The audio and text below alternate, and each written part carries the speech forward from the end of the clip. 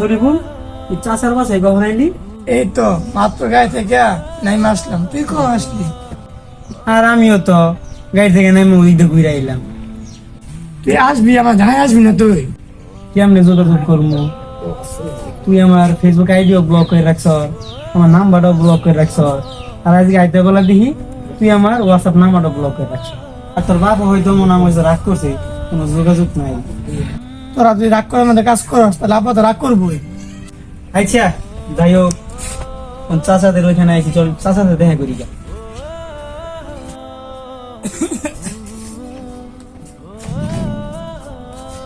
আরে বাস্তা বাস্তা কোন আইছো? বাবা কেমন আছিস তুই? এই মাত্র এলাম। মেলা দিন পর তুই চুলাই গেছিস কে? তোর মাই কেমন আছে? তোর বাবা কেমন আছে? ভালো আছে চাচা, আপনি কেমন আছেন? আছে আলহামদুলিল্লাহ ভালাই। শীতের দিন বাবা কি কমু? আচ্ছা জানি না, শীতের চাদর আনছে একটা। আরে বাবা আমার বাইস্তার অনেক বড় গেছে রে।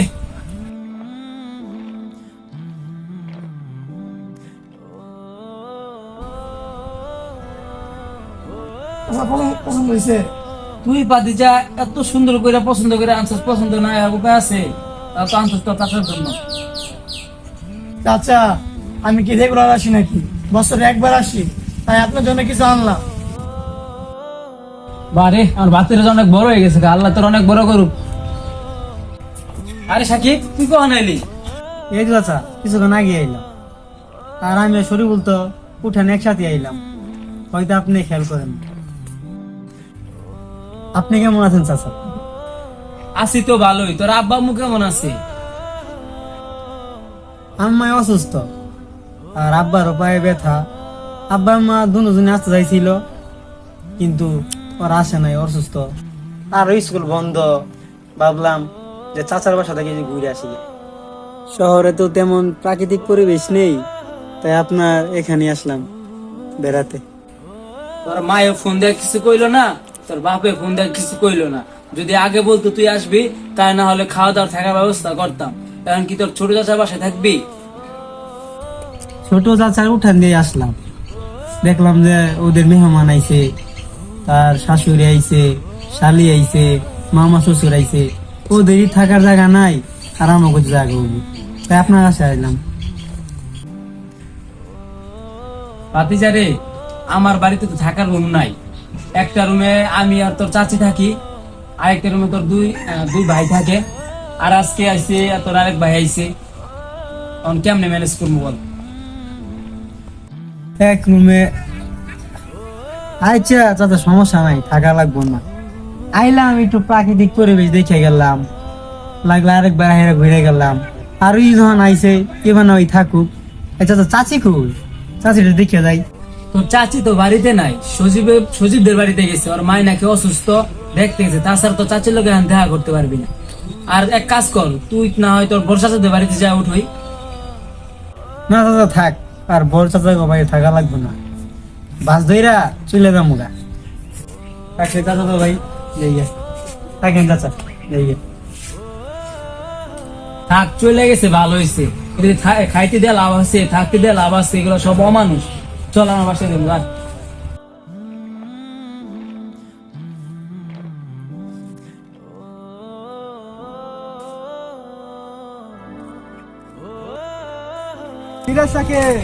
মন খারাপ কে? কবে এলো চাচা বাড়ি? কই আমাদের বাড়িতে ছিলাম, দেখলাম না। না আইসি একটু আগে, আবার গেতাছি কে। চলে যাস কে লাগে? একটু বেড়া, আমরা তো বাড়ি দিয়ে আসছি, ঘুরমু ফিরমু মজা করমু। আইছিলাম তো বেড়ানি নিয়তি, এখন চলে গেতাছি কে। ঢাকা থেকে ইমার্জেন্সি একটা ফোন আইছে তো, এর লেগে। কি আমার ইমার্জেন্সি কাজ? তো চাচা বাড়িতে বেড়া। আমার কোনো চাচা নাই। ও বেটা, তোর মেয়ে চাচা কি হয়েছে? আমার মেজু চাচা টাকার কাছে বিক্রি হয়ে গেছে। খুদা মেজু চাচা না, আমার সব কয়ে চাচা তার কাছে বিক্রি হয়ে গেছে। আজকে আমার বাবার টাকা নাই গে দীক্ষা। আমার বাবা তো টাকা নাই, বাড়ি নাই, গাড়ি নাই। আর অপুর বাবার তো সবই আছে, বন ভরা জমিন আছে, গলি ভরা গরু আছে। আর আমার বাবার টাকা নাই দীক্ষা আমার সম্মানও নাই। এই লেগে উপরে থাকা যাওয়ার লাগিয়া ঘর আছে, পরে খাওয়ার লাগিয়া ভাত আছে, আর আমার থাকারও কোনো ঘর নাই, খাওয়ারও কোনো ভাত নাই। সত্যি কথা বলতে আমার তো টাকা নাই, এর লেগে আমার চাচাও নাই। আমার কোনো চাচা নাই, আমার কোনো চাচা তো বোন নাই, চাচা তো ভাই নাই, কোনো চাচি নাই। আমার চোখের সামনে আমার চাচা তো বাইরে জড়াই ধরে, আর আমার দেখাও না দেখার মান করে। চাচা আমার দেখাও দেখা নাই কেন লেগা বলতে পারবি? ওই যে ওই টাকার লাই। আর ভালোবাসা তো টাকার কাছে বিক্রি হয়ে গেছে গা। ওই যে এক আল্লাহ আছে, আল্লাহ তো দেখতেছে। আর যে যে অবস্থানে আছে তারে কিন্তু আল্লাহ এই অবস্থায় রাখবো না, অবস্থান পরিবর্তন করবই।